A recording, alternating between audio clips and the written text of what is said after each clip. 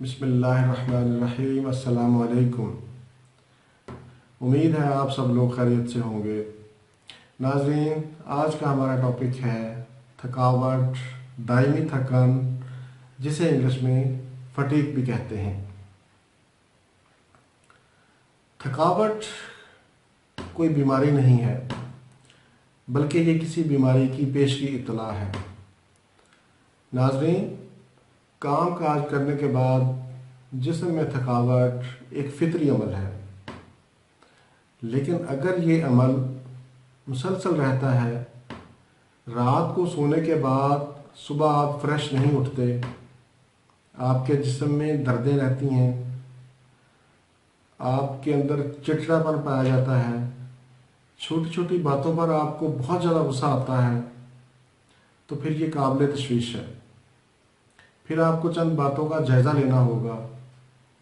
वो कौन सी बातें हैं जिनकी वजह से आप थकावट का शिकार होते हैं।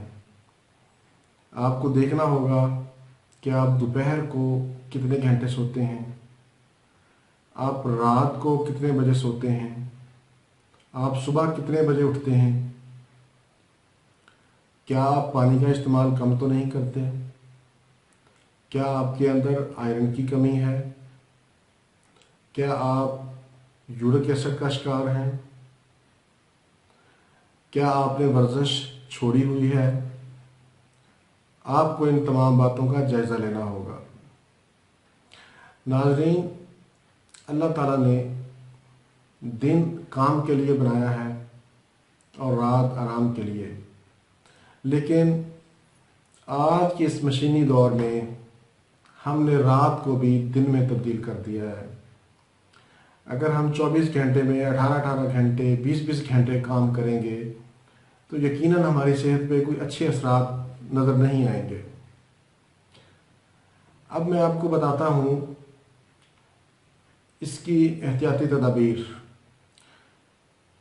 गोश्त का इस्तेमाल कम से कम करें, सब्ज़ियाँ, फ्रूट, सलाद का इस्तेमाल ज़्यादा करें, और सलाद के ऊपर सेब का सिरका वो डाल के इस्तेमाल करें। अगर आप दायमी थकावट का शिकार हैं तो आप साबुन का इस्तेमाल तर्क कर दें। आप हैरान होंगे कि साबुन का इस्तेमाल क्यों तर्क कर दें। मैं अपने किसी और प्रोग्राम में इसके ऊपर डिटेल से बात करूंगा कि साबुन का इस्तेमाल क्यों तर्क कर दें। इसके अलावा सुबह नाश्ते के बाद 1 चम्मच दही का इस्तेमाल कर लें। 1 कप नीम गर्म पानी में 2 चम्मच शहद के डालकर इस्तेमाल कर लें, या 1 गिलास पानी में 1 चम्मच सेब का सिरका वो इस्तेमाल कर लें। इन 3-4 नुस्खों में जो भी अवेलेबल हो आप वो इस्तेमाल कर लें। इंशाअल्लाह आपकी थकावट दूर हो जाएगी। नाज़रीन, आप कोशिश किया करें कि दवाइयों का इस्तेमाल कम से कम करें। इसीलिए मेरी कोशिश होती है कि मैं आपको आम घरेलू नुस्खे बताता हूँ जो हर घर में अवेलेबल होते हैं, और वो भी 3 से 4 नुस्खे बताता हूँ ताकि जो जिस वक्त अवेलेबल हो आप वो इस्तेमाल कर लें।